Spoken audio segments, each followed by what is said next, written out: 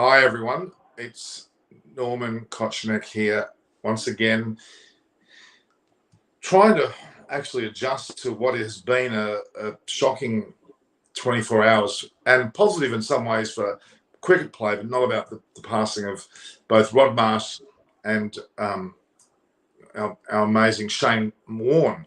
And I should include Dean Jones from a while back too. I didn't like to think of it. I wanted to have three people die at once because things tend to go in three. So I'm including Dean Jones in that so we can finish it. I'm joined once again by Mohsen Sheikh, who's driving. I hope he's not. He's clearly not driving at the moment, but he's returning from training with Turnbull, which is a first grade team in Queensland, in Brisbane. Had ex-players like Jeff Thompson, who else played for them? Yeah, Ryan Harris, Cameron Boyce, Ryan Harris. Yep. Yep, Cameron Boyce. Yep. Peter Clifford. All right. Yeah, so there's quite a few first-class cricketers come through this club. Right. So very rich traditional history Toombul has. Right. And currently you have Ronan McDonald and Matt Renshaw, and obviously everyone loves Chris Lind. Right. Well, welcome, Mohsen. I'm glad you're back here. I left a bit of an impromptu thing. I'm looking at the screen here, and I've got South Africa playing Bangladesh in the women's cricket.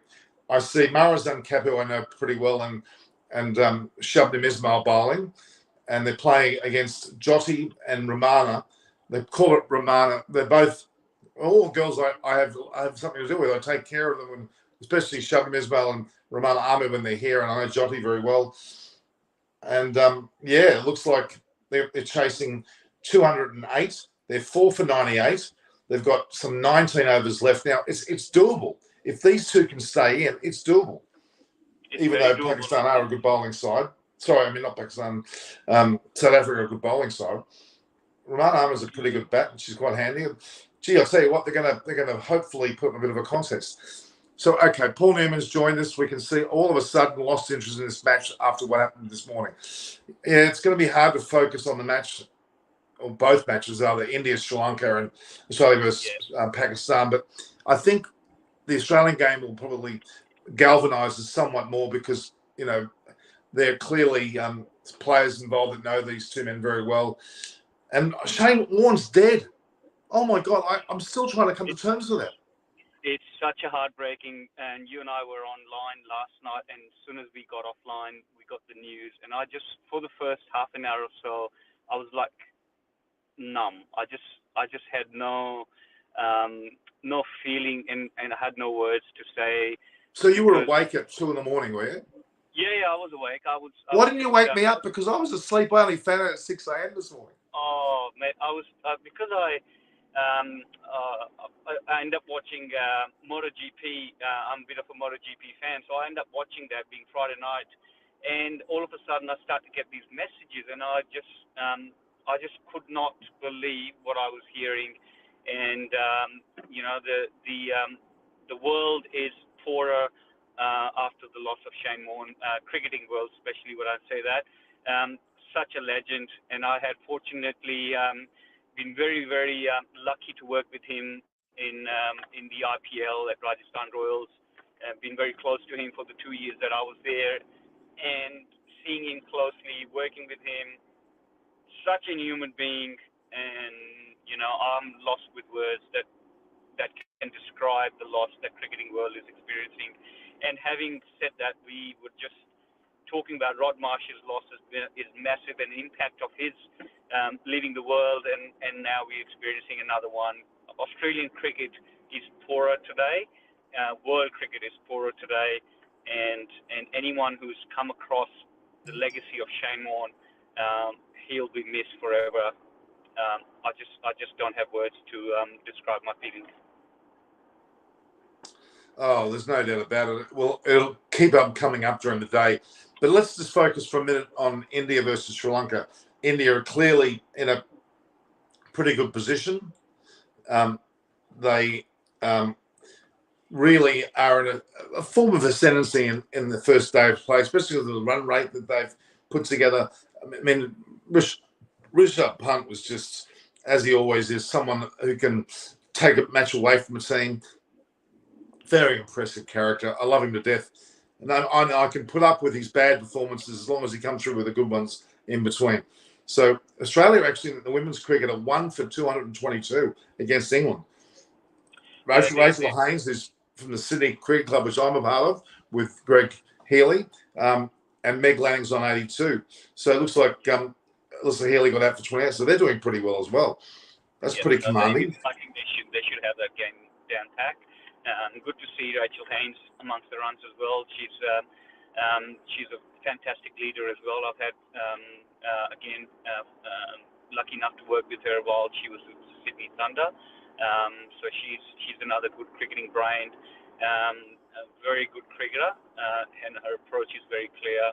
And obviously, we all know how good Meg Lanning is, and good to see those girls coming to a bit of a form leading up to big games. And obviously, they're racking up decent total against England, which have got a decent bowling attack. So, they've played recently in the Women's Ashes as well, where they're dominated against England. So it's good to see Aussie girls are doing well. Okay, so India is 6 for 357. Jadeja's on 45, and of course Ashwin's on 10. Really, they haven't got much batting to go. I mean, people were reminding me about Bumrah and Shami's not that long ago performances where they did score some runs, but I can't see them adding too many. They said about better in Australian conditions or other conditions for some strange reason. But they've got who have they got left? They've got Jayant Yadav. I don't know much about his batting, to be honest, but he's a spinner and of some note. So he must have certainly impressed to be in this team, I tell you. Can you just imagine how, I mean, it's hard enough playing for Pakistan, but imagine playing for India, the competition you've got to pick. For God's sake, how the hell do you play when there's a billion people wanting to play for your country? Beyond me. All right, so India is 6 for 357. They're about to restart. Sorry? Yeah, I think the start again, we mentioned yesterday, at our close, we mentioned yesterday how important the start is going to be for both teams. So I think Sri Lanka can still get a couple of early wickets, get Jadeja, get Ashwin out, and all of a sudden, you get India out below 400. That would be a really good outcome for Sri Lanka's perspective.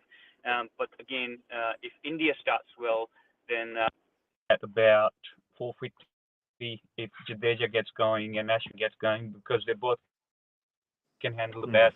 Both have got test hundreds to their. I guess we can't really judge it until we see what happens with Sri Lankan bowling. The Sri Lankan batting, as you said. All right, so 6 for 350. They really are looking at a 450 scoreline. You would think, and if they do get 450, it's going to be very hard for Sri Lanka to get into this match, even though they've got some decent batters, some experienced batters at least. I mean, Dimuth Karunaratne, I think it's a good start. Can score big runs. He can score big centuries. He's not to be sneezed at. Yep. Geez, I would love to see. I think I told you before. I'd love to see Roshan Dickwella score a bloody century. He's played 45 tests. This is his 46th test for his country. Yet to score 100. But in his school days, he was a prolific 100 scorer. He opened the batting. I think one season he scored 14 centuries for Trinity College, which is like the first class cricket Sheffield Shield equivalent. 14 centuries, something outrageous. He was just on song. And, he looked like he's destined to be a batter who kept. But his keeping's very good. He's an excellent keeper. So, yeah. So, look, I'm looking at Bangladesh women's cricket. I'm feeling I've got this real beam about South Africa, whether it's women's or men's cricket. I want to South Africa beat them. Actually, South Africa's one of those countries that just simply don't win World Cups, do they? They haven't won a World Cup of any sort, men's or women's, have they? No. Yeah, they've got a capable team, and they often get to the semis, but they don't seem to crack it for the big time. And Australian TV is certainly centering on everything other than that's what they need to. Sorry?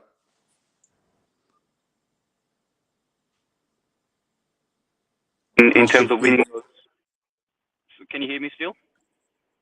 Did you change from Wi-Fi to something else? Yeah. Just change the Wi-Fi.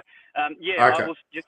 I'll repeat myself. What I was saying is South African cricket probably has to come good with started to win these ICC championships, the ICC trophies, and I think that's where they have been there and thereabouts, but haven't won really big. They haven't gone on to win uh, the iconic tournaments, and they've had teams in past as well with likes of Donald and likes of Kirsten and all, but they haven't really gone on and won anything to note. But I think the things have to change, and hopefully Boucher being behind the planning as a coach, I think they should start to come good. So they're now showing it's women's cricket all over the place. Foxtel have finally put on India versus Sri Lanka. India and Sri Lanka has to squeeze its way through because it's not the first priority here in Australia, is it, at the moment? With No. Australia I versus think Pakistan Pakistan and the World Cup. World Cup. Absolutely, agree 100%. Who would ever have thought Women's World Cup would supersede a game where India's playing? That's a bit hard to believe. Yeah. One way it is really good because obviously it's a top tournament for ladies, and because they're getting so much media attention, they're getting so much traction with the viewership and whatnot. I think I like to see them getting really good coverage. It would have been nice to go free to air, so then a lot of guys or a lot of families who don't have pay TV, they should be able to watch the World Cup free to air as well. Well, the World Cup will be held at the MCG. Any fight, well, I'm being flippant. Not, the New Zealand World Cup's in New Zealand, but when anything's World Cup related to Australia now, it's going to be the MCG. And of course, the Great Southern Stand, which is always a name I didn't like, is now officially called the SK Warren Stand. Warren Stand.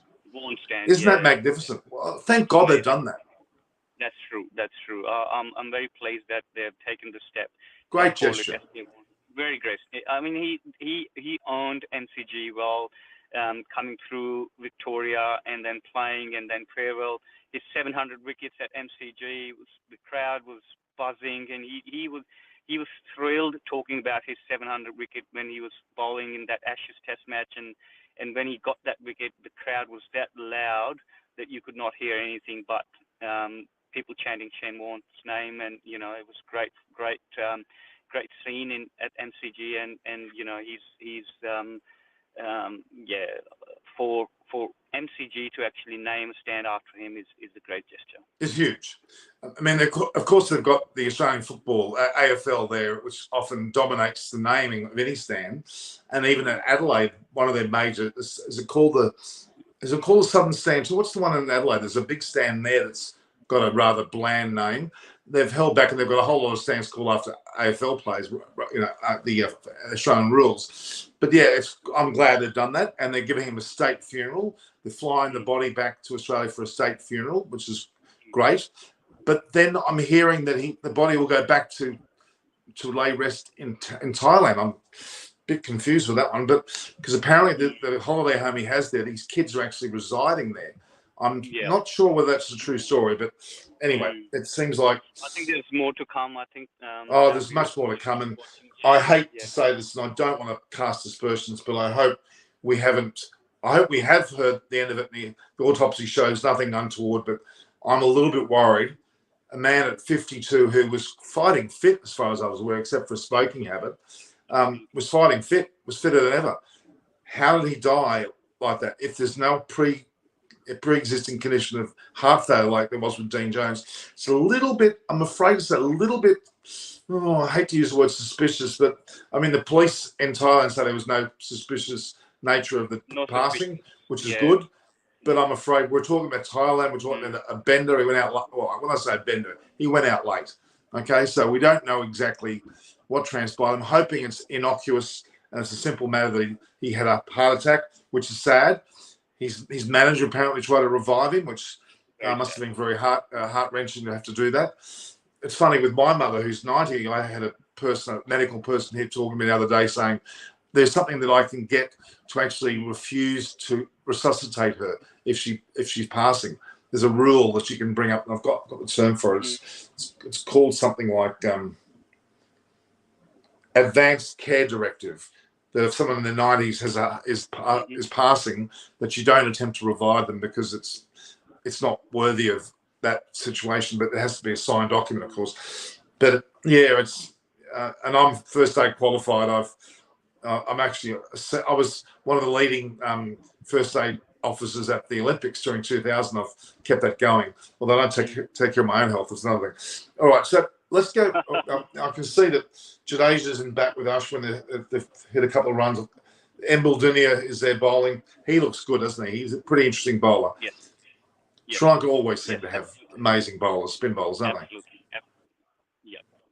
Like Ranganahera, he never really got enough credit. That's Go on. not enough. I agree. And I think that's where our conversation keeps going back.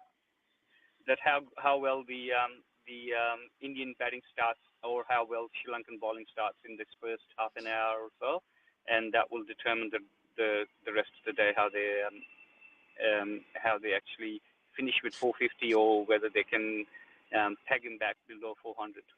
But it just goes to show with Sri Lanka and in particular Pakistan, they have diamonds in the rough all the time.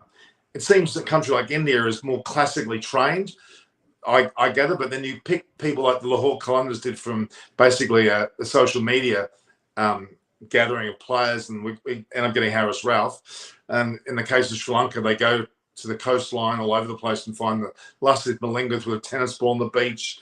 And I think even a few of the current players have come out of nowhere. Very intriguing. I'm very impressed with that, in fact. Look at this. All top 8 batsmen for India have got double figures. Very rare that you see that without anyone scoring a century. You don't normally see that, do you? It's rare. But they're not okay. All right. Just a question. Andrew McDonald's...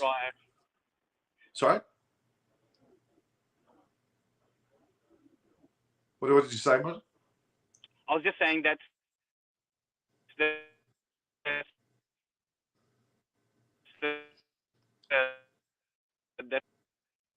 thing we mentioned yesterday. No one got on to score a big 100, and that's probably one thing they'll go. Yeah.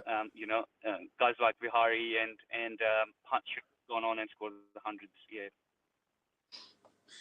Okay, so let's look at this. Andrew McDonald was interviewed, and I recorded that, and it's uploaded. Andrew McDonald was saying that Lyon bowled very, very well, and the players did very, very well to actually keep what they believe to be control of the first day's play. I don't believe that at all. They reckon that they were able to set the tone of the day and set the pace of the day. I don't believe that. Other than the fact that perhaps Pakistan didn't score a lot of runs, scored a fair amount of runs, they weren't in charge of the day at all. And they questioned Travis Head's bowling at the 18th over, and he said the wicket was tacky, and that's why they brought him on. Now, I'm sorry, they reckon that was a plan to bring Head on earlier, and I'm a bit gobsmacked, because if they're going to plan to bring a second spinner on the 18th over, then they should have bloody well selected Ashton Agar, honestly. If that was their plan, if they had a plan to put Travis Head at the 18th over, well, then that defies a reason why you're not playing Agar. Anyway, and he tried to defend the Cameron Green non-bowling and said that the way things turn out. Well, I think that's rather weak. I think I'm not being too hard on Australia, but they didn't really tactically bowl that well. And, No. Jadeja just hit 50. Jadeja with his typical sword movements has scored 50. He scored that. He loves that, doesn't he? Yeah, he's got this incredible... he must be a swordsman by professional, as he does it so eloquently. He's a very stylish character. I love to see his house. Yeah. I bet you he's a cool dude. He was with the Rajasthan Royals in the first year of IPL with us. Really? And how was he? At time, he was the under-19 boy. He was just one of those guys with a bit of swagger, and he had that, the mungle about him that he was going to be a superstar, and he turned out to be one. So very pleased to see him succeed from 2008 was his first year with us in Rajasthan Royals, and now 13 years later he's a superstar. So you must have formed a relationship with Shane Warne because he captained that Rajasthan Royals team, didn't he?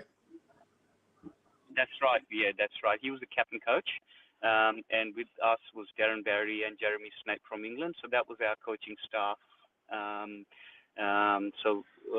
was a lot of planning and whatnot gone through, and it was young Indian local players who were really coming through the ranks, likes of Jadeja and whatnot. So it was really good to see. Those guys were really impressed with Warnie's presence, and you know how Warnie has that presence about himself, and he took all these young kids under his wing, and they were just, it was star shock because what a stage to have Shane Warne in your side, and the young guys like Jadeja and whatnot, they were looking up to him, and it was amazing those times. Did he captain coached the first year, which they won? Did he play the second and third year? Second one he did. Yeah, second one in South Africa he did, and then he stepped back from there on because that was his end of playing. I'm just, everybody's writing about Shane Warne in the comments for something they're in, and a few other people just keep bringing it up, which is understandable. And it keeps coming back to my mind.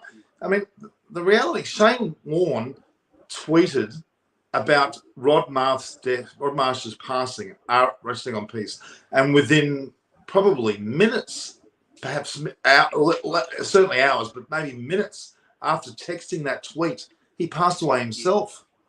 Yeah, it is phenomenal. How often do you see someone tweeting and they're respecting a fellow Australian cricket person's death, and then he dies himself? Yeah. It's just no words, mate. Unbelievable. I still have no words. Glenn Maxwell was on radio this morning with a number of other people. Like, everybody came on radio, not a second's doubt. And Glenn McGrath was openly and very deeply crying and deep shock. He woke up to the news. So 6-7 in the morning, he woke up to that, as most people did. Most people didn't know about it until they woke up. I just looked at my text and I thought it was a mistake. I actually had to check whether there was someone who was being facetious, because you get your comments like that.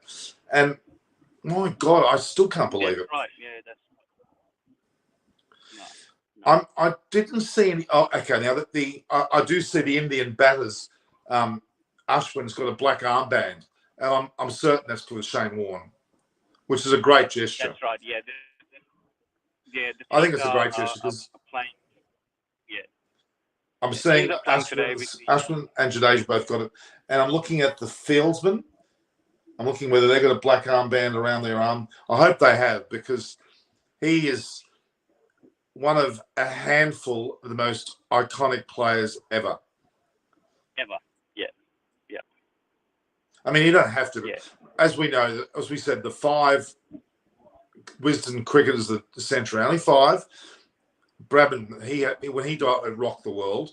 Well, Viv Richards is still here, but he'll rock the world if he passes. And the likes of Jack Hobbs, not as much, and Gary Sobers will also be a moment of great note. And I was talking about, I think I mentioned to you, oh no, I didn't mention to you, I mentioned to another person I had on, that the deaths go in 3s. We had Alan Davidson, Ashley Mallett, and Peter Philpott, 3 Australian Test players. Well, Peter Philpott, I actually have a long interview with him. They all died in a clump in a matter of a few days.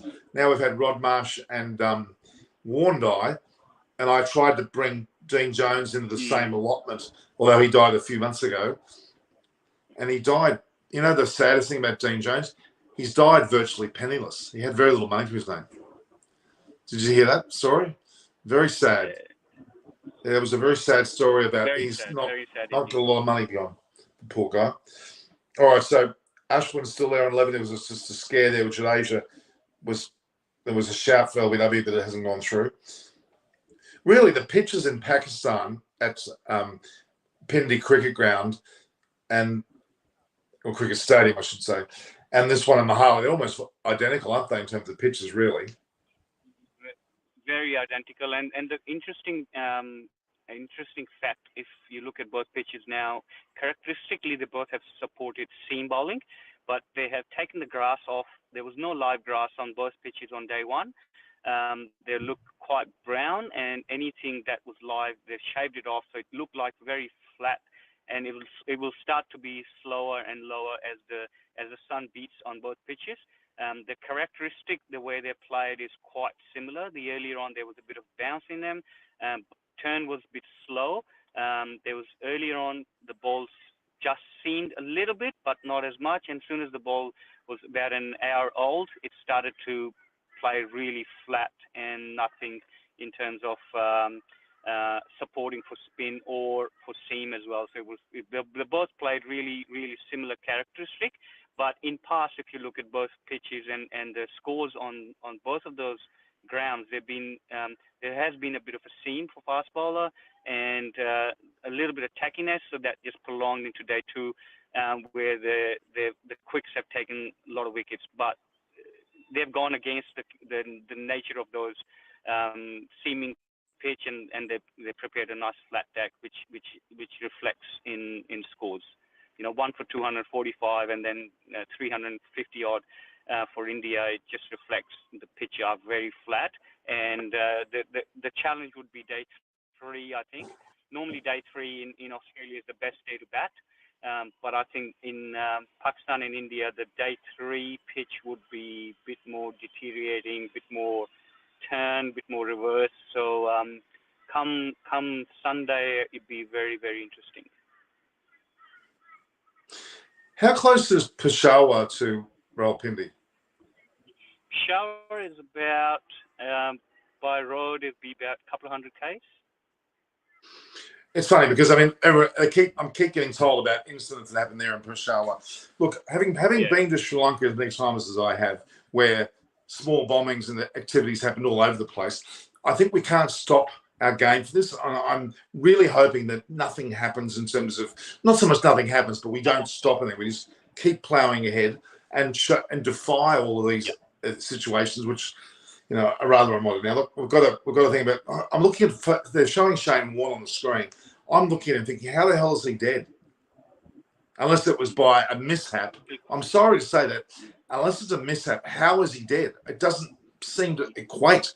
If he had if his parents are both alive, so there's no apparent heart problems in their family. If his father was already passed, okay, you could get it. For a man who died at 52, without apparently any implication of that prior, is amazing. Unless the time that he lost a lot of weight when he was with Liz Hurley, whether there was a reason behind it rather than just trying to look better, I don't know. But I guess Shane Warne would be he would be, unfortunately, the sort of person who might be a bit vain and wouldn't like to let on that he's not in, that way inclined. I heard Mark Waugh talk as well. Mark Waugh's an interesting man. I struggle with him sometimes, to be honest with you. And he made a comment which annoyed me a little bit. He said that he always knew what Shane Warne was doing with the ball at first or second slip. And I thought, come on, that's a bit. I don't think anyone really could say that. And why would you want to say that? It's a rather. I don't want to say it was arrogant. It was a rather strange comment to make. I got annoyed by it because it almost sounded like, I knew what Shane Warne was doing. No, I don't think you're that. I don't think really that's the way it was. Maybe Healy had an idea that he would have talked it through, but Waugh was making out that he knew exactly what was happening. I found that a bit annoying.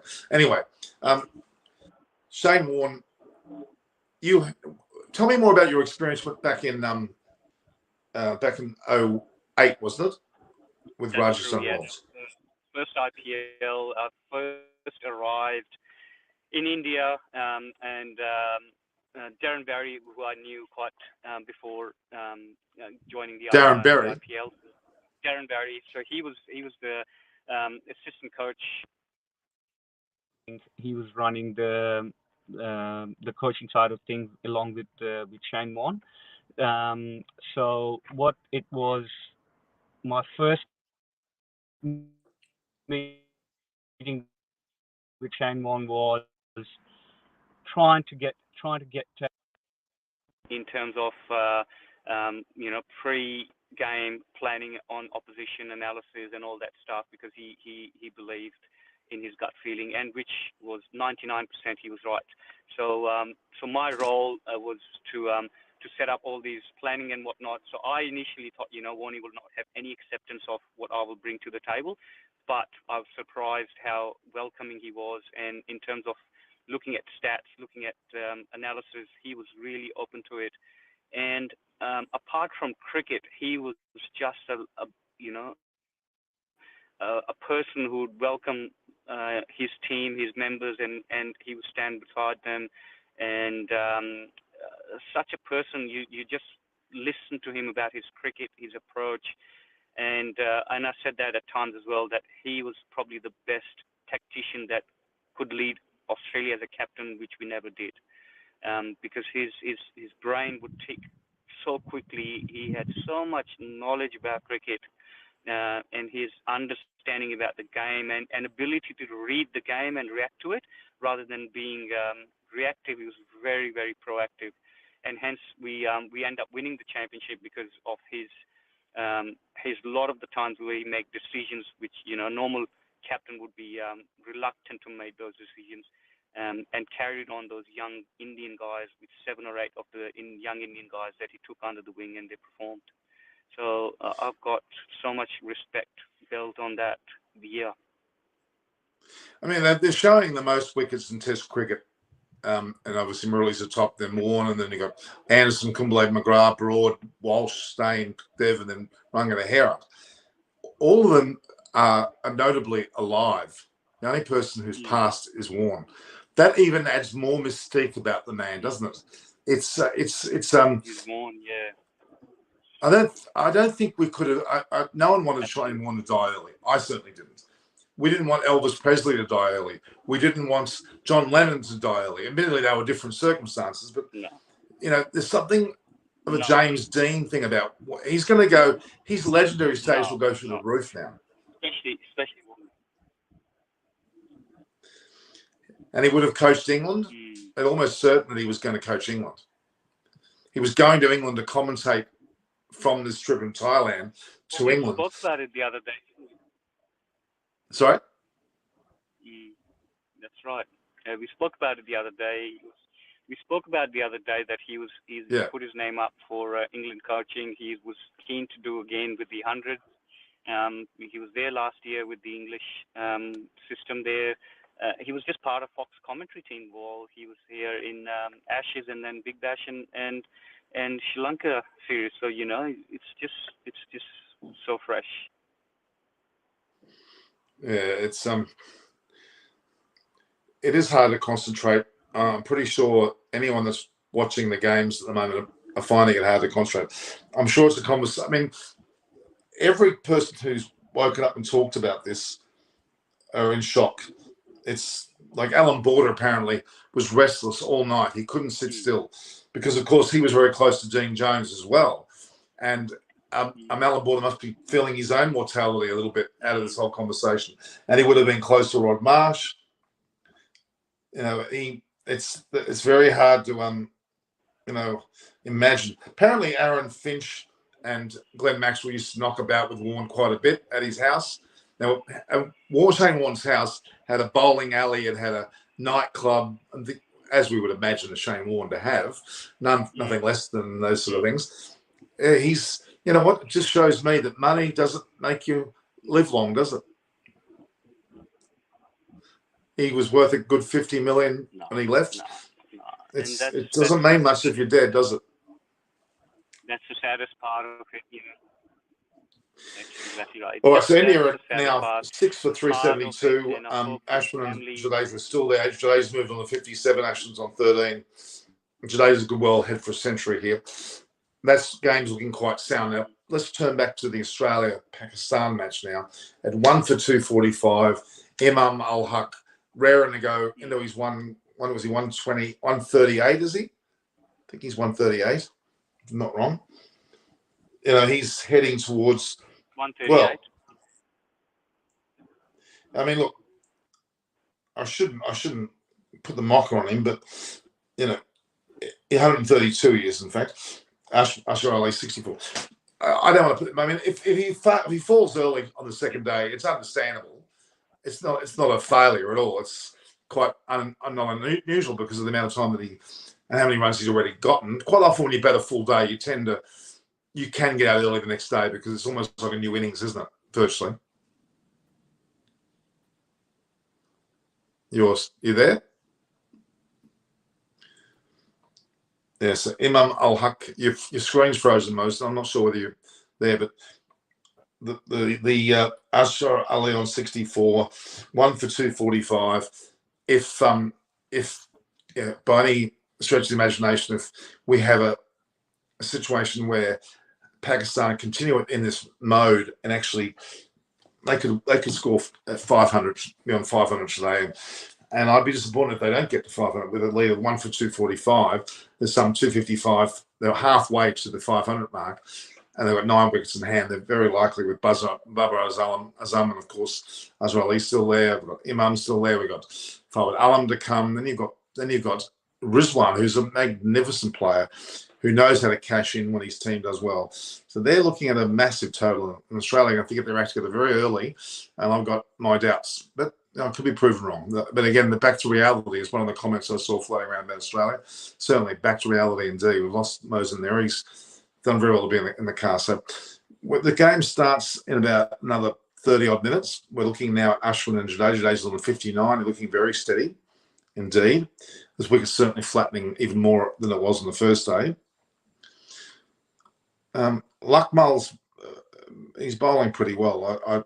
I think that if I'm going to be honest, Luckmal's a bowler, albeit not young anymore, that certainly is worthy of being in the Sri Lankan side. He certainly has been a regular wicket taker for them. Let's hope that, both India and Pakistan are certainly in the ascendancy in both of their matches based on batting first. You there? Your volume's not there. You can leave the car. You can go inside if you want to. Do that, and I'll catch up with you in a sec. We're going to have a tour of Mohsen Sheikh's Queensland home, Brisbane home. Australian women are 2 for 290. That's right. They're doing very well against an England side that's still, how many overs they got in the women's team? 2 for 290. Got about an over or so to go. And then the game between Bangladesh and they're not looking very good, are they? They've got to get so Bangladesh need 85 off 10.5 overs, so that's not looking very good. Mosen, you back?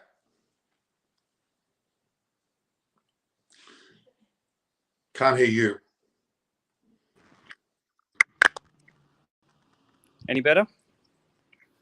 Much better. Unfortunately, right. Okay. A few players have got out.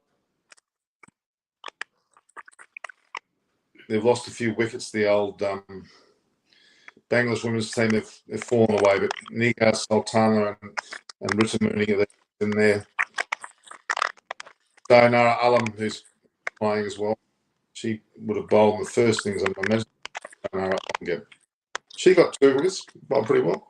Okay. She got 2 for 28 off 9. All right, so yeah. What do you? I was talking while you were away, that the way that Pakistan will be actually disappointed if they don't get 500. They have to have the mental attitude that 1 for 245, they're going to be disappointed if they don't get 500. That's right. So important again how well the Azhar Ali comes in and starts, because he's a senior head, and if he can dictate terms from start, then I think that will be a lot better for the rest of the batters to come post Imam. If he goes big, that's really great, but if he doesn't, then it would be really important to see how the coming batters who actually piggyback off Azhar's experience, going from 60 odd to score a big 100 as well. Yeah, I mean, look, the good thing about the Pakistani batting line, Azraeli's been there, done that, knows how to bat long. He's more than capable of batting out a full day tomorrow. Barbara Azam's also capable. And though between those four, they're all set to do well, even taking into account Imam. This Pakistan side is looking pretty damn good. And with a batting coach, or as I would always call him, Yusuf Yahana, he is amazingly good. He was such a calm fellow. All right, we might let you go, Mosen. We're pretty much we've still got 20 minutes before play. No worries. I'll probably catch up with you.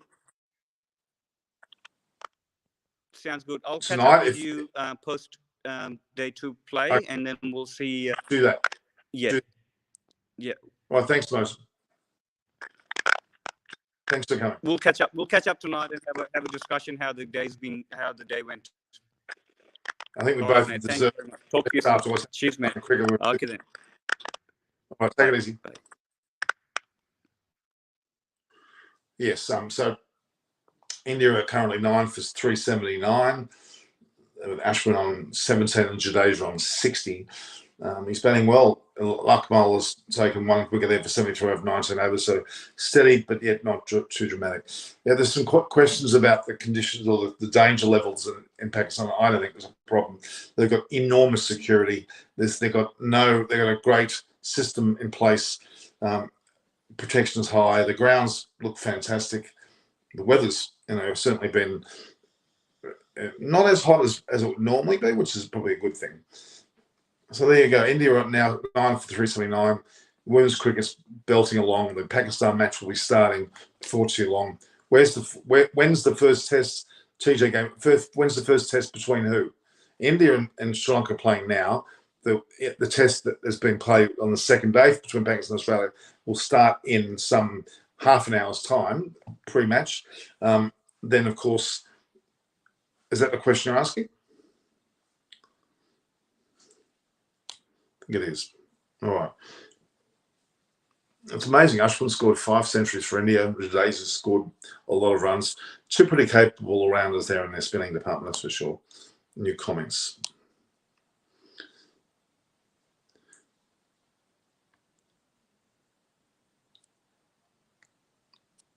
Dropped to Pakistan. Okay. Yeah, look.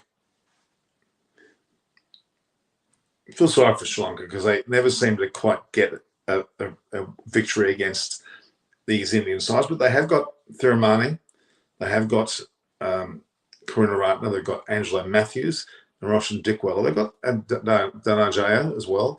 They've got a bit of batting depth there, a bit of experienced hand, and if they bat to their true form and everything goes well, they could match that and perhaps take India into a position where they may be only able to get a draw.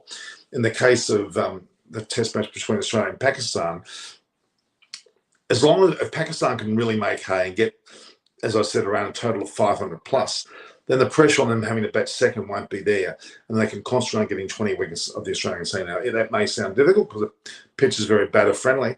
If you look at the situation with their batting line, that is Australia, they're very inexperienced in these conditions, so I'm not seeing it all their own way, to be honest. Yeah, there's a fair bit going. Tabash's on Mahanti. I think Australia will win the series 1-0. What do you think? No, I don't think they will 1-0. They're certainly not heading for a victory here, and it shouldn't even be a draw. It really is in Pakistan's opportunity here to actually excel and actually get a win. So no, I don't think it'll be 1-0. It'll be 1-1 potentially, but I think that the result will be 1-1 in a very difficult last match in Lahore, and it could well be a draw. But that's a victory to Pakistan, quite frankly. Although Pakistan would dearly like to win the series, and that's going to be their aim. And they've got to go in with an attitude today when they bat to definitely get 500 and accept nothing less than that, and put the pressure on Australia. And Australia, albeit pretty good batters, their inexperience here will tell if Pakistan bowl to the lines they know they should, use their reverse swing prowesses, it'll be good. And I like Danielle Iqbal saying love from Pakistan to both India and Australia. That's right. I'm so glad I've got a pretty substantial Indian audience. I've got a growing Pakistan audience. To me, you're all subcontinent. You're all equally as important when it comes to cricket. Sri Lanka, Bangladesh, India, and Pakistan.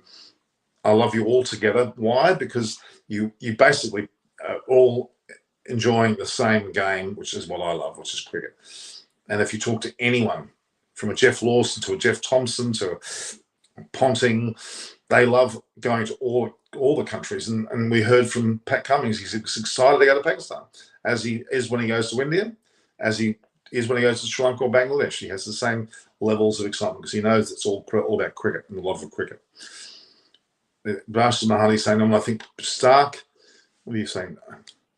I think Stark's not in great touch, and Stark, I think so, must groom young fast bowlers for the future. I agree. I think Stark's seen better days, and he bowled fairly lightly on the first day and probably won't bowl that much today. And it does show signs of not being nearly as good as he used to be. But doesn't mean he hasn't had a splendid career, though. He's had a fantastic career and should be lauded over that. But yeah, he's probably not got that many years left in him. And that's not something to be negative. It's just reality, isn't it? His fitness levels are interesting because he seems a very wiry fellow, but I think there's fitness issues there that I'm not fully aware of, but there are some fitness issues there. Yeah, Asian people, or subcontinent people, I call them, love cricket. So Dirac Dangerous guys, I'm going to have to block him out. A lot of, Paul Newman says it correctly. There's a lot of pressure on Smith. He hasn't played well for some time. Not that he's by any means had a bad. He's still got a batting average of 60. Let's not forget, batting average of 60. It's pretty amazing to keep up to that level anyway. Yeah. So the reality is that I see Smith under pressure certainly, but Warner certainly is under a fair bit of pressure. Kawaja will be excited. He'll enjoy this. I think he's going to go out there and really enjoy his batting, which will be reflected in his scores, to be honest. That's what I think. So Kawaja's one I'm very excited to see play. The match starts in a record-breaking punch between Meg Lanning and Rachel Haynes. Watch our experts dissect so Rachel Haynes and Meg Lanning have done well. It's a pity that this all happens on the same day. It's very hard to concentrate on one or the other.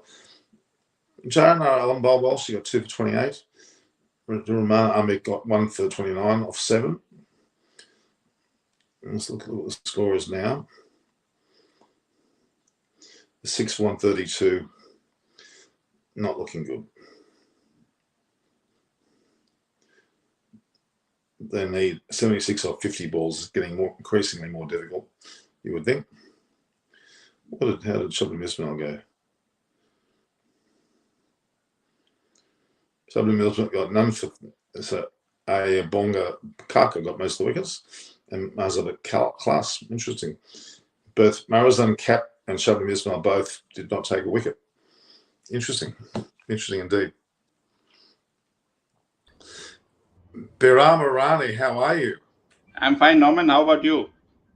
Aren't you a bit shocked what happened with Shane Warne? And super shocked. I thought people are like, like a April Fool's Day joke or something like that. Initially I thought that.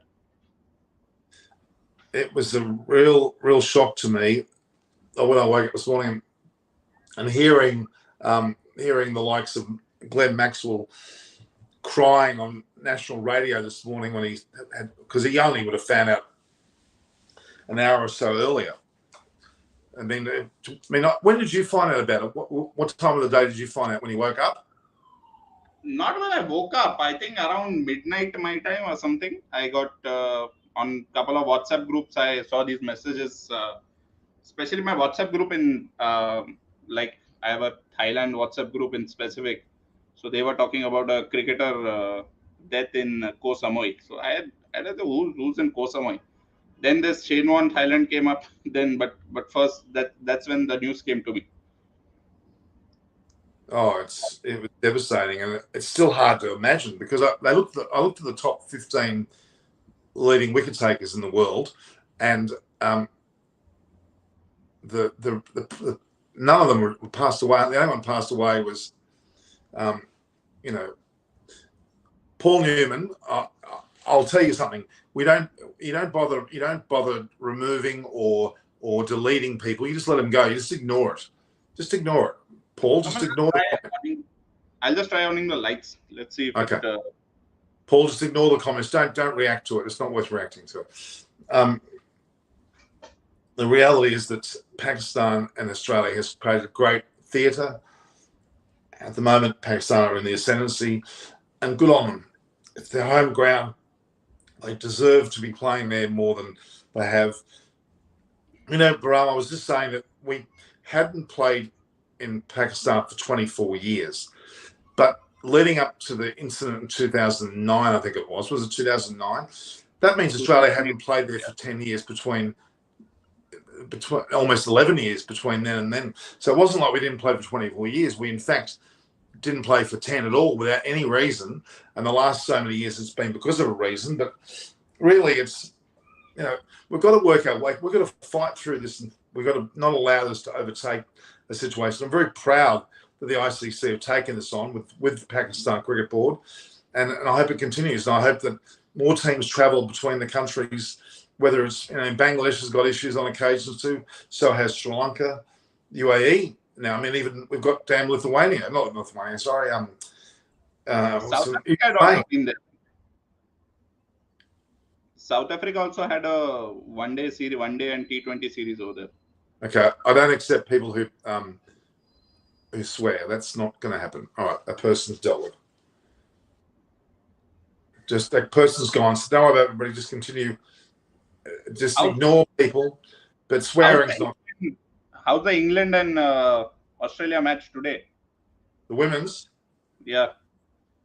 The last I saw, Australia were 2 for 290. I guess they were doing very well. I didn't see Bangladesh, not quite there. Okay. Australia scored 310 in their 50 overs.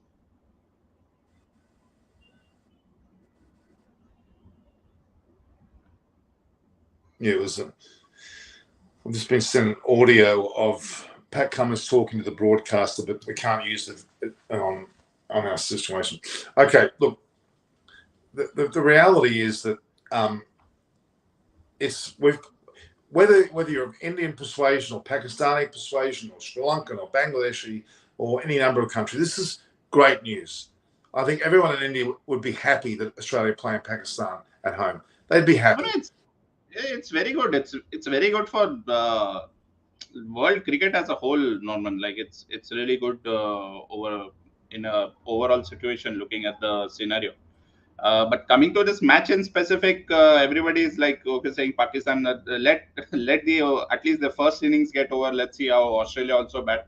So let's see. But definitely, I don't know how this news of Shane Warne's demise would go with the team, like the morale, or do you think that affect? It would definitely affect. Like he has been a. Well, both Rod Marsh and Warne are very close to the Australian scene, and as I said, how Rod Marsh, can you elaborate? Well, Glenn Maxwell was crying his eyes out this morning, so that's pretty. It's like his own stepfather in a way. Shane Warne had a. I don't know. Baral, let me just tell you, I've had experience in the presence of Shane Warne over many years, and he has his character. He has his, he's lewd. He's a bit of a, cheeky bugger, but he's a larrikin, but he has a presence. And when he talks, people listen, especially about cricket. He was phenomenal. And we mustn't forget the top people in the world in terms of cricket are, and we're talking 150 years plus, have been Bradman, Sobers, obviously Tendulkar, and you have to then throw in Viv Richards, and Shane Warne is in that lot. He probably, other than Bradman and maybe Richie Benaud, is one of the players that really holds firm. Okay. Yeah. So tomorrow will be a big match also, Pakistan versus India. In the women's, yeah, that'll be interesting. Yeah. So in India, people have to wake up 6 in the morning to watch the match. I think 6:30 in the morning. 6 your time. Oh, yeah. No, 6 India time. I think my time it's around 9. Right. Oh, look, it's only the early rounds of the tournament, but it is pretty important. So Australian women, Paul Newman is saying they're 3 for 310. I tell you what, that is quite a scoreline for England to take on. I think women's right now, where they're looking at the matches, I'm saying a 270, 280 total has been almost a match winning total. Well, 310 is pretty damn much a match winning total. You know what? I'm happy, but I'm also annoyed. The timing of all these matches together, especially television wise, it's becoming quite. No one, we can't watch 4 games of cricket all at once. I need 4 television sets. Australia, this India, Sri Lanka, then the Women's World Cup happening. That also 2 matches are going on at the same time, right? So 4 matches, correct. So the match is starting in 18 minutes. And India are now 6 for 387 with Ashwin on 21 and Jadeja on 64.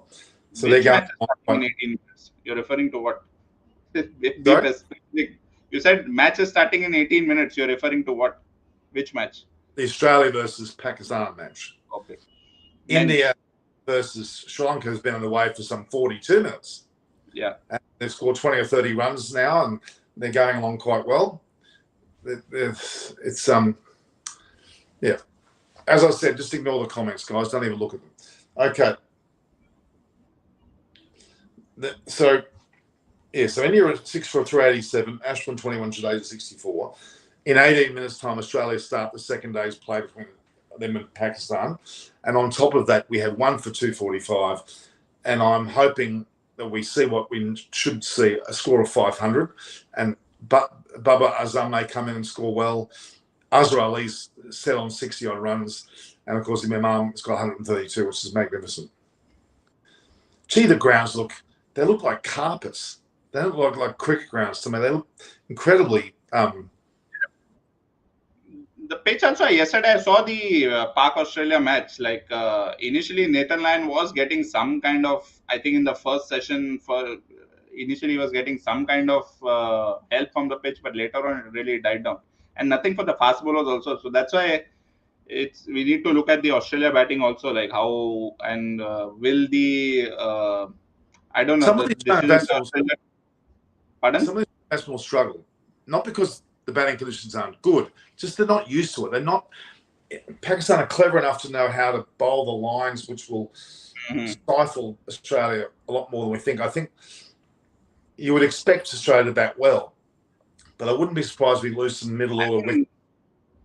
And none of the Australian batsmen have like bat long also. Like they don't even. I would say that's something with India also. Like one thing I'm seeing in the Indian batsmen, they are not valuing their wicket previously they used to. Like in the previous time, you had Dravid, you had Lakshman, you had Tendulkar. They used to really value their wicket, even if they're in the 90s or going well. They would never hit a good ball. They would respect the bowler. But in like recent, what I'm seeing Rohit. I'm seeing this with Rohit Sharma. I'm seeing this with even yesterday with VRE also. Like I don't know, after his 50, like before he got out 2-3 overs, he was batting very casually. And same with Pant. Like he just threw away his wicket. Like the new ball has been taken. At least give some respect on that. Be a little careful on that. But no value on your wicket. So that's something what I've seen is something lacking in the Indian batsmen right now. And definitely I've seen, at least I'm very happy with the change made of replacing Pujara and Rahane. Like it was really dragging on too very badly and going on. So let's hope this overall works out well. But still this valuing the wicket is something which is lagging a lot or lacking a lot with the batsmen or the Indian batsmen. And have that a little... how can you say, same with the Australian batsmen, like the last 2-3 years, I've not seen one batsman having a long innings, batting for 200 balls, 250, 300 balls. Forget score, even in terms of number of balls. I have not seen that. Yeah, they seem to get to that 30, 40, 50 mark, and then they think they've done enough. The only person that's really gone on at this stage, well, certainly Jadeja's 65 at the moment. But Punt really went for it. I really enjoyed that. But you're right. I think Rohit Sharma and Agarwal have been doing quite well, but they need to go on with their starts. There's they need to have openers that do perform on a regular basis. And I think the sign of a batting lineup starting to settle down is happening now with Fahari at 3. I feel sorry for Shubman Gill, but it's just the way things have crumbled for him. He's still there or thereabouts. It's funny, Prithvi Shaw, Gill, and Rahul are all 3 players not on the team. The question I asked earlier, I think I've Mosman, who was one of the other people who was on, was if KL Rahul was fit, would he go straight back to opener? And would that necessitate? I think so, yes. At least I've seen KL Rahul has a better head on his shoulders, in terms of valuing his wicket. Now, coming back to Rohit Sharma, like last how many matches I'm seeing him getting out the same way, just the pull shot and getting caught at long leg or square leg. Like it's becoming like too much. It's like it's difficult to define also. Like where do you decide that is this your and how do you play it? Like all the teams are just how can you say, is that a weakness or how do you define it? It's difficult to say, but let me tell you, he's really good at that shot. I'm not denying that fact, but out of 5 tries, 1 try will definitely be so it's, as a bowling team, I'm okay to take 4 fours or 4 sixes if that leads to his wicket. If you look at it that way, like, okay, I'm willing to shell out 20, 25 runs, but that gives me his wicket. It's okay. The thing is, the Indians have got so many good batsmen. They are unable to settle on a side because they've got so many players vying for positions. But they've got to settle down their batting lineup. They really have to, because they're still doing very well. They're still winning games and getting lots of points. And they are, in fact, probably the best team in the world. But their efforts against South Africa worried me. Bringing Rahane and that into play, they've gotten them out of the team now. Now they've got to balance where Shreyas Iyer bats, because he's a long-termer. Agarwal's long-term. So now they've got to then implement Rahul in the team as well. And then they've got to settle side. Gill, unless Kohli bats differently, I still think Kohli should be number 3, but that's just me. Yes, India have to.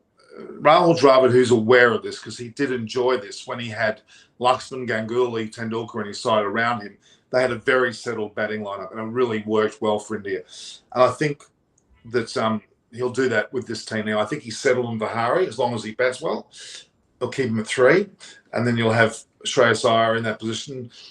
Could bat. I mean, they put Punt in before Iyer on the first day.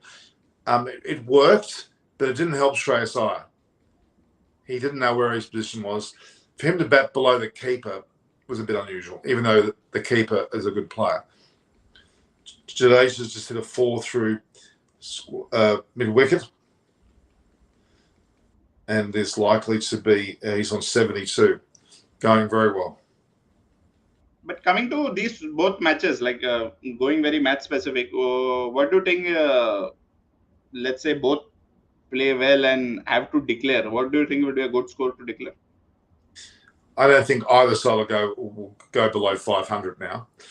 Okay. Because I do think, even though the pitch is batter friendly, it will get more difficult as the game goes on in terms of both mental pressure as well as the pitch itself. So I think if you score 500, they say that the second innings at Rawalpindi is often a bit bigger score than the first innings, which is interesting. I don't know whether I just don't have confidence Australia will bat well, because they've had no experience on the wicket at all. They've had no practice. They'll be a bit out of sorts. It will be how they play the spinners. I feel they will play the fast bowlers well, but how they will play the spinners is the question. Having Nauman, who are the other spinners playing for Pakistan? Nauman is playing. Said Labuschagne and Smith, they shouldn't be bowling at all, to be honest. But they bowled atrociously on the first day. All 3 of them were very ordinary. Ashton should have been selected if they really wanted a second spinner, and they should have not pussyfooted around with all these batters trying to bowl. I'm sorry. Even though Steve Smith was a leg spinner at one stage, he's just not batting well. So bowling well, that is. So I think that they've made a mistake right there. Again, Travis Head bowling in the 18th over of a test match. I don't care what part of the world it is. There's something wrong, because Travis Head's probably the lowest ranked of bowlers to have bowl, and yet he bowled the 18th over. Cameron Green didn't bowl before him. I don't get that. It didn't work. Imam took. What's the news on the Australia coach? No, like who's going to be? I thought before the series they would have a coach in, and not Well, just. Andrew McDonald's been with the team for some time with Langer, and he was in the end. The truth be known, he was probably coaching during the Ashes and World Cup anyway. Andrew McDonald's, and Langer was given a back seat, to be honest. Okay. So McDonald's been there already, but I just don't think that they're going to select him as the long-term coach. They could well do, but I don't think so. And it may well be someone like a Trevor Bayliss that gets the Guernsey. I'm thinking it's him. That's my thoughts. But we just don't know at this stage. But certainly, just Jadeja's tried to let a ball go and it's actually clipped the bat and gone for 4. Bit of luck that way. He tried to get out of the way of the ball and then it's clipped the bat and gone over the slips. So India are now 400. They're actually 6 for 400. Jadeja's 76, Ashwin's 22. So they're, they haven't lost a wicket and they're well on their way to a pretty substantial score, which is pretty impressive. But Jadeja's 76, magnificent. So the Australia-Pakistan match has got some 7 minutes before that starts. I might just see if we've got some coverage of that. We normally do. Has the women's match started also? But what's unfortunately happened there? They're showing Foxtel and they're remembering Shane Warne. Of course, Shane Warne was a part of Foxtel. He would have been in the commentary probably at some stage throughout this. And it's hard to imagine he's not there. Mostly people know him so well. I don't know. Bangladesh are going so well, and I think they lost the plot. Yeah, Paul Newman's saying Agar should have played. It's definitely not. And I think you should have. They made a mistake there. And Andrew McDonald actually he said, we'll have to do with the team that we've got for the 5 days. So in other words, he implied that maybe they have made a selection mistake. Anyway, Australia's a bit like India. They've got a pretty stable side for too long. Good morning, Oz. I don't understand that. Day 2, what is trying to say? Day 2 needs to go. Australia do need day 2. They need day 2 and 3 because day 1 they're pretty well behind. Look, if Australia take 2 or 3 quick wickets, you could see things change quite dramatically. But I just don't think that's going to happen. Maybe Iman may go cheaply because he had a big day yesterday, but Azhar Ali won't be leaving the ground until he scores a century. I think Rizwan, Fawad Alam, Babar Azam. So Pakistan has a strong batting lineup for sure. So especially if the pitch is a batting suited pitch. And Fawad Alam is batting fantastically, and then Rizwan, what a player he is. They're just showing the wicket of Shafiq when he got caught. Bit of a pity because he was looking quite solid. Nathan Lyon hasn't bowled badly, but he can't do it all on his own, that's for sure. But Pakistan had no issue. They just went down the wicket. They played him accordingly. They weren't concerned. So some 5 minutes now before that play starts. So what are you up to today? Is it a Saturday where you are? And Sunday, Saturday where am I? So just came for my son's football, took him for football coaching. So just came back. My wife has gone out for just some Saturday, nothing to do, so just went out. So I'm alone at home with my son. Well, I got my mother home. She's back here after being in hospital for almost 2 months, and she's painful, but in a good way. She wants a lot of things. I'm a glorified nurse at the moment. Not much fun cleaning toilets, like little commodes, as they call it. It's funny you can handle your own smell. When it's someone else's smell, you choke. I don't know about you. I can't handle it. I'm not made for that. I tell you, I got a mask and I sprayed myself all these different smells, so my nose was sensitive to another smell. Thank God. Why don't you? I can send you a nurse over here from here if you want. What? If you want, I can send over a nurse. Well, I'm thinking about doing that very thing. I think I won't last long doing this. It probably won't take long before I actually do that. but for the interim, I'll put up with it for a little while. So we've got some 4 minutes now before. Norman, I'll make a move then. I think my All son right. needs lunch. Thanks for joining us. I'll finish up the result. Thank you. Sure. See you Okay, bye-bye. after the show on the next few days. Thank you, Bram. Yeah. Bye-bye. Bye, everyone. It's good to have Bram here. Obviously, the Indian perspective. We had mostly with the Pakistani perspective. And now we're awaiting. We love you, Ashwin. We've got some people who love Ashwin there in the crowd there for the Indian match. India are now 6 for 403, going along quite nicely, having not lost a wicket this morning. Ashwin batting well, and Jadeja looks like he's on his way to a century. Catch you later, Paul Neeran. Everyone, nice to have you here. Warner's quick century. Be good to see Warner bat well, yes, but they haven't even gone near. They're not batting yet. At the moment, Pakistan have got a long way before they declare or get out. They'll be well and truly close to 500, hopefully, when they have any reason to declare. India are currently 6 for 403. And Ashwin's hit a beautiful ball through the cut like a square drive, and he's gotten 4. He's moved on to what, 28. Jadeja's on 77. They're 6 for 407. Quite impressive indeed. Now the match between Australia and Pakistan is about. Looks like it's a beautiful shot from Ashwin. Very impressive character actually. All right, so they're still talking about Shane Warne there. Kerry O'Keefe is with Andrew Simons. Both had exposure to Warne, that's for sure. We all did. I mean, the world had exposure to him. It was amazing. So, yeah, the southern stand at the MCG is now called the SK Warne stand, which is a mammoth stand, probably holds well over 50, 60,000 people, is now called the SK Warne stand, which is magnificent news. State funeral. He certainly was revered, not unlike a Bradman in terms of being one of the 5 cricketers, wisdom cricketers of the century. Again, that was Jack Hobbs, English opening bat. Then you had, of course, Bradman. Then you had Viv Richards. And you had Scarfield Sobers, and then Shane Warne. So 2 Australians, 2 West Indians, and an Englishman made that lot.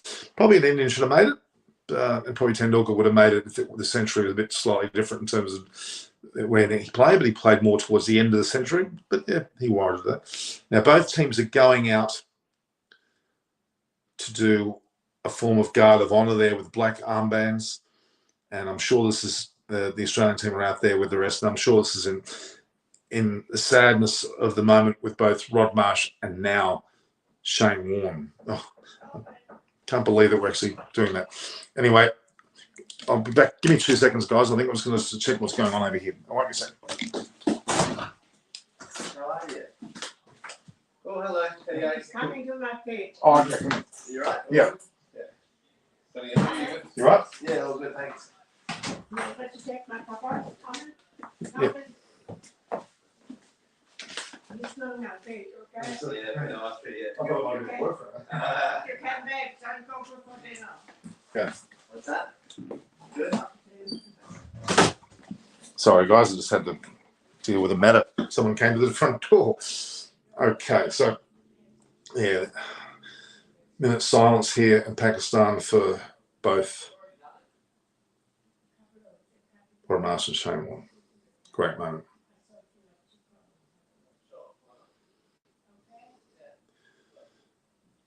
Shane Warne's dead at 52. I'm absolutely and utterly gobsmacked. Absolutely and utterly gobsmacked. Very big shock to us all.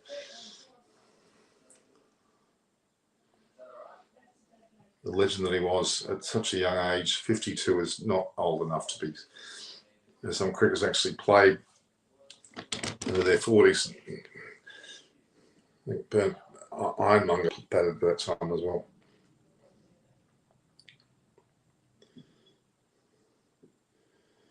Very sad moment here for Australian cricket, or for world cricket. Let's quickly look at the scores there.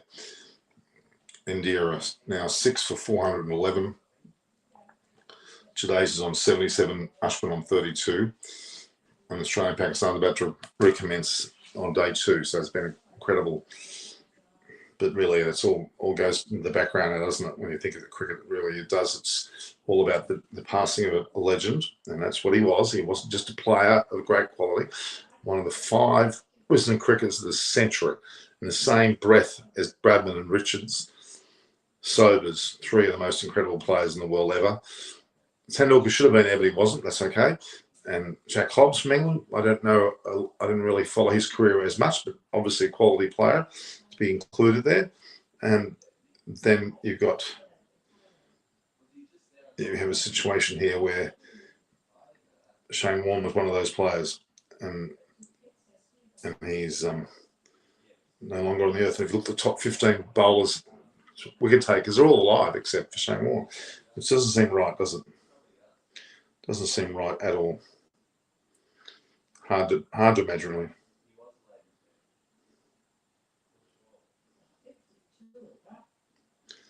I've got some incredible photos of Imam Ul Haq's going out the bat on 132 not out. He's batted fantastically.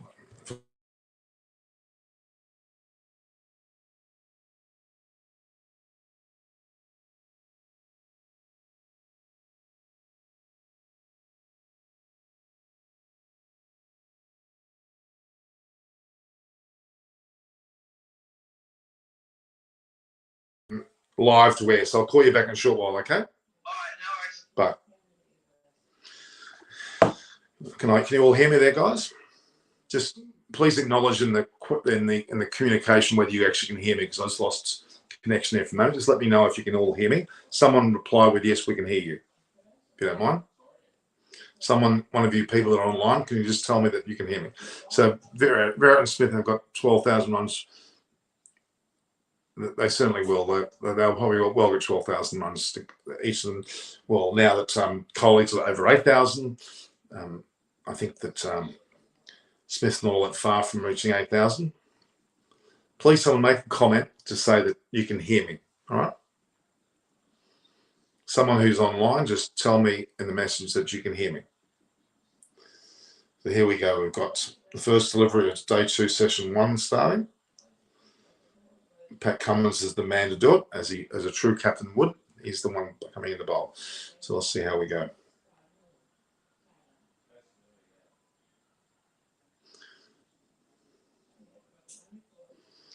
Imam Ul Haq not out 132 of 271 balls facing Pat Cummins. Oh, I love Virat Kohli's batting. I think Virat Kohli's a true champion. Over 8,000 test runs in 100 matches. Can't get better than that, I'm afraid. It's interesting to see where these 2 Pakistani batsmen settle down in the first innings, and the second day of the first innings. Let's look at women's cricket here for a minute. See what the score is with women's cricket.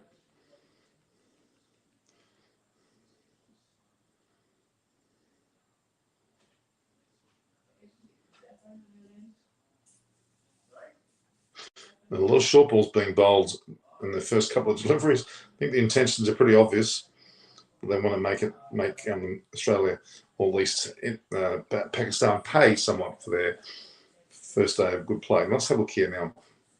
In terms of women's cricket, let's see where we're at there with Bangladesh. Australia were 3 for 310 after their 50 overs. England have already lost their first wicket. In the case of Bangladesh, 8 for 173. They need 35 of 11 balls. Not looking very good. 35 of 11 balls Bangladesh needed. Well, still a commendable effort. They've gone very close to 207. 173 said 11 balls. If they hit the more than 4s, they might have a chance. Doesn't look like it's going to happen. Commendable effort, though, against South Africa. Still very. All right, watch a few overs, then we'll sign off today. I hope you've enjoyed the hour that we've been on. It's been great to talk about both the transition between India and Sri Lanka. India's doing very well. They were some 6 down the last we saw. 6 for 411, batting very well. Imam Ul Haq seems to have taken up where he left off yesterday. He's been ultra careful and a bit defensive, but very, very resolute. 34 off 10 balls. Not impossible, but very unlikely.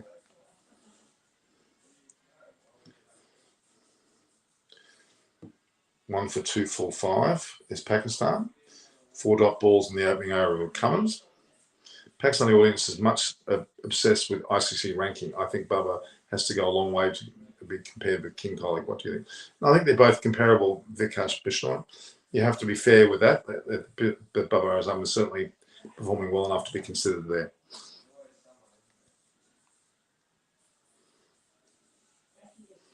Right, we'll just have a quick look at the other match. I'll see how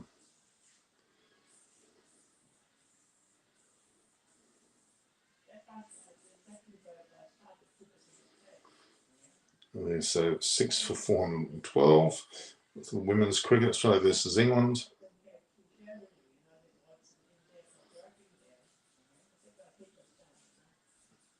Ready 1 for 2, so they're going to start there. Bangladesh, well, they're hanging on, but they're not quite there, are they? Unfortunately. Too much toxicity going on here. Now, it's not, just calm down. Everything's fine. If someone makes a bad comment, you just ignore it, guys. Now, we're looking at 9 for 174, Bangladesh. Not looking like they're going to get the score. They're 34 from 9 balls. That doesn't look like it's going to happen.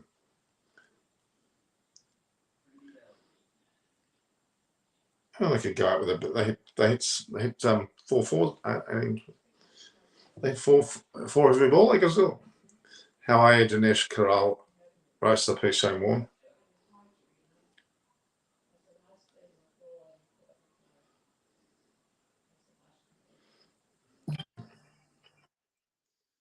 Nicholas was Warren's friend from Hampshire in the comment box. Yeah, Mark Nicholas. Well, I've got a high regard for him, so we won't talk about it. Okay. There's a 19-year-old Faria Islam Trishnan, right hand bat. She's batting very low. She must be a bowler. And of course, the bowler coming in to bowl now is, I think it's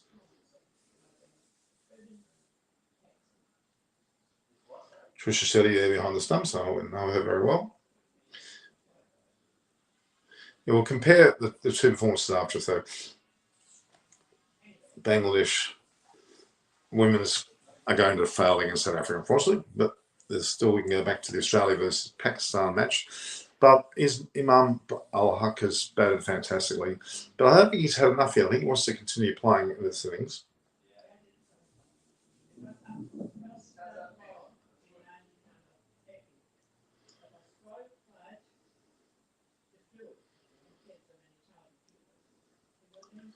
Joanna Ullum there in the batting department. Let's see if she can get. All right, so I don't really want to know about some. So let's have a look here. India are 6-4-16. They're going along handsomely, and with the Pakistan have added a run to the overnight total there. The 1 for 246 going they're taking their time. There's no need to rush. It's a 500-run day for them. They'll get up to that amount of runs for sure. That'll be interesting. People, a lot of women's cricketers wearing armbands as well, black armbands. I'm saying they're in sympathy for the Bangladeshi girls, which is good. I'm glad they're all in honour of a legend like Shane Warne. He was certainly a legend. So.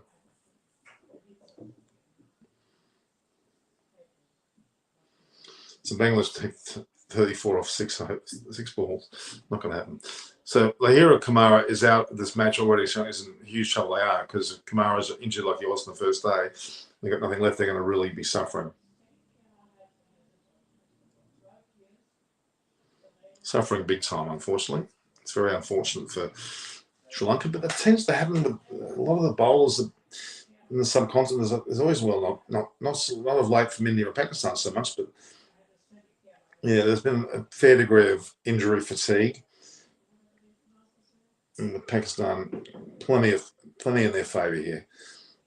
1 for 246 on day 2.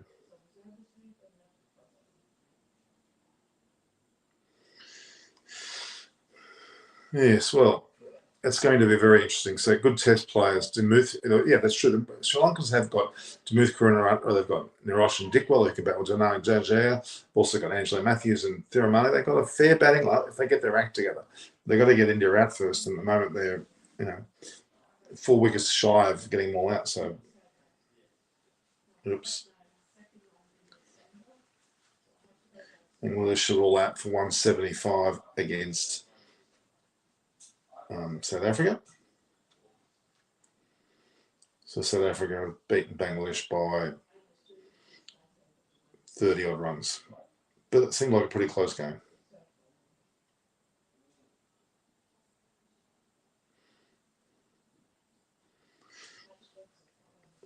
And there's the South Africans shaking the hands there.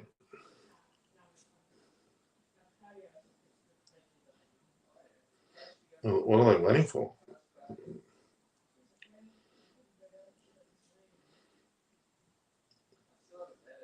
The South Africa win by 32 runs. And Bangladesh girls are still out there and they haven't actually left the field yet.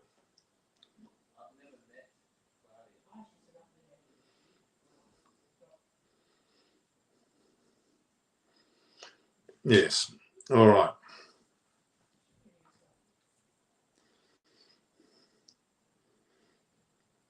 And still, I'm having a momentary thought there about the loss of Shane Warne. I'm still gobsmacked that he's not here, and we still don't know the cause of death. We say it was a heart attack. Was it something that he had genetic matter, or was it? I don't know. All right, we might end it there. Let's go quickly back to the match between.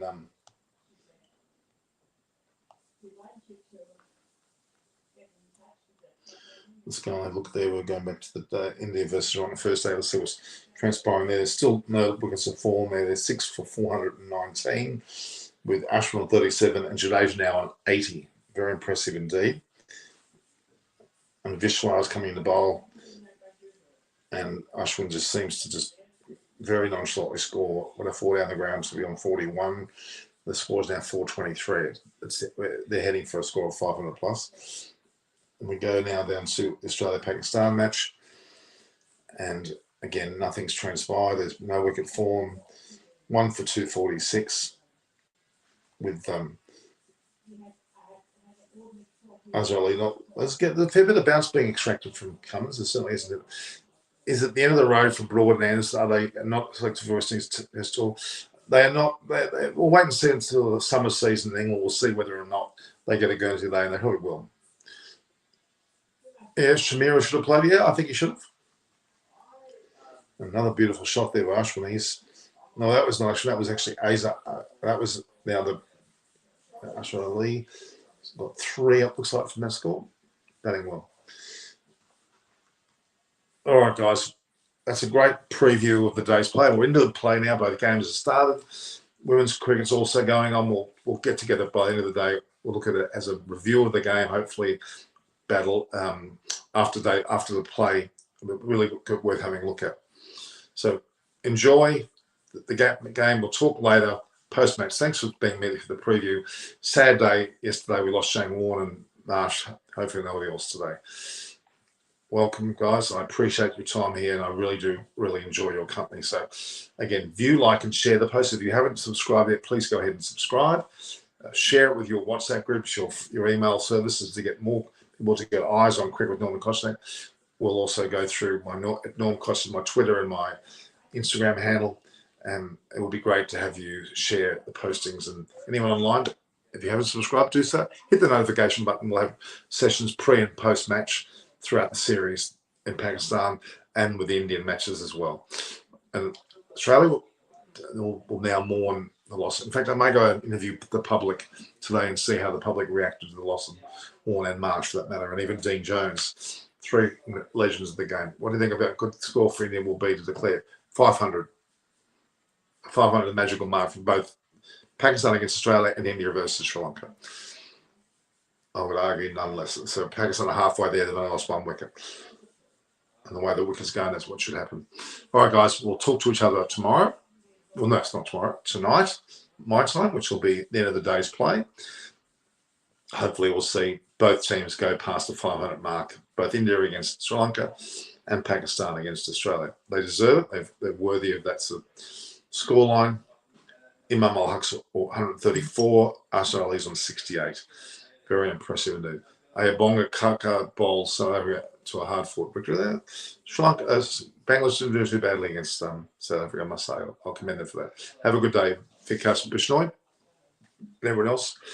Enjoy cricket. Embrace cricket. You don't know how long you got on earth. Look what happened to Shane Warne. 52, gone. Worth $50+ million, houses all over the world. You would argue a great lifestyle, but it doesn't mean squat now that he's passed away. He's no longer with us. All the best. Thank you.